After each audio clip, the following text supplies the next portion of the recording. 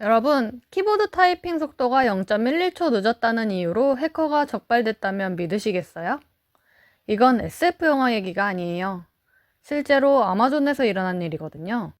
오늘은 아마존이 어떻게 단 0.11초의 차이로 북한 해커를 잡아냈는지, 그리고 이게 우리에게 무슨 의미인지 자세히 쪼아볼게요.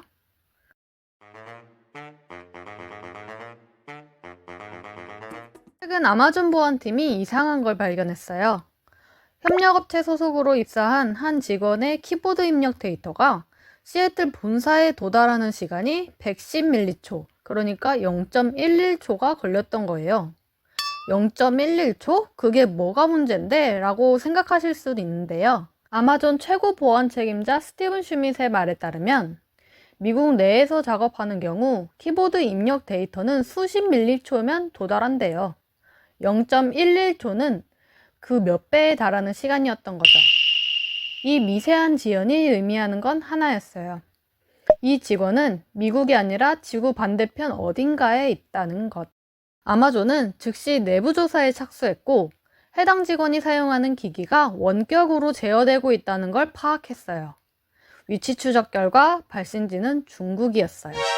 그리고 실제 작업자는 북한 IT 인력이었던 거죠. 결국 이 북한 해커는 아마존 시스템의 중요 정보에 접근하지 못한 채 며칠 만에 차단됐어요. 그런데 아마존은 여기서 멈추지 않았어요. 단순히 위치만 추적한 게 아니라 머신러닝을 활용해 이 사람의 타이핑 패턴 자체를 분석했어요. 키보드를 치는 속도, 리듬, 언어 입력 패턴을 종합적으로 분석한 결과 이 사람의 타이핑 습관이 일반적인 미국 원어민 개발자와 완전히 달랐던 거예요. 우리가 한글 키보드로 타이핑하는 습관과 영어 키보드로 타이핑하는 습관이 다르잖아요. 북한 IT 인력들은 아무리 미국인으로 위장해도 수천 시간 동안 몸에 밴 타이핑 습관까지는 완벽하게 숨길 수 없었던 거예요. 이건 마치 지문처럼 각 사람마다 고유한 패턴이 있다는 건데요. 이걸 행동 생체 인식이라고 불러요. 아마존은 이 데이터가 북한의 악명 높은 해킹 그룹인 라자루스가 사용하는 인프라와 연결되어 있다는 것까지 확인했고 이 정보를 미국 수사당국과 공유했어요. 자, 여기서 충격적인 통계를 하나 말씀드릴게요. 아마존이 2024년 4월 이후 적발한 북한 노동자의 취업 시도가 무려 1,800건 이상이에요. 1,800건. 아마존 한 곳에서만요. 더 놀라운 건 2025년 1분기만 봐도 이런 시도가 27%나 증가했다는 거예요. 점점 더 대담해지고 있다는 뜻이죠. 실제로 북한 IT 인력들은 미국 기업 300여 곳에 침투했던 것으로 밝혀졌어요. 그럼 이들은 어떻게 미국 기업에 입사할까요? 먼저 미국인의 명의를 도용해요. 그리고 중국이나 러시아 같은 제3국에 거주하면서 미국 내에 있는 컴퓨터를 원격으로 제어하는 방식으로 일하는 거예요. 화상 면접 때는 딥페이크 기술을 쓰거나 다른 사람의 목소리를 빌리기도 해요. 실제로 애리조나에 사는 크리스티나 마리 체프먼이라는 48세 여성은 미국 거주자 70여 명의 명의를 도용해서 북한 IT 인력들이 미국 기업에 취업할 수 있도록 도왔어요. FBI가 이 여성의 집을 급습했을 때 발견한 건 충격적이었어요. 자택에 노트북이 90대 이상 설치되어 있었던 거예요. 일명 노트북 농장이라고 불리는 이 시스템을 통해서 북한 IT 인력들은 마치 미국에서 일하는 것처럼 위장할 수 있었어요. 이 여성은 결국 징역 8년형을 선고받았죠.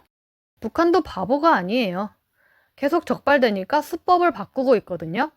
예전에는 이력서에 동아시아 대학을 나왔다고 썼는데 요즘은 캘리포니아 대학이나 뉴욕 대학을 졸업했다고 쓴대요. 링크드인 같은 구직 플랫폼에서 휴면 계정을 탈취해서 사용하기도 하고요. 그런데 아무리 정교하게 위장해도 허점은 있어요. 첫째, 같은 학교를 나와서 같은 업체에서 근무했다는 패턴이 반복돼요. 그런데 그 업체를 확인해보면 미국에서 검증하기 어려운 해외 컨설팅 회사인 경우가 많아요. 둘째, 영어 실력에서 드러나요.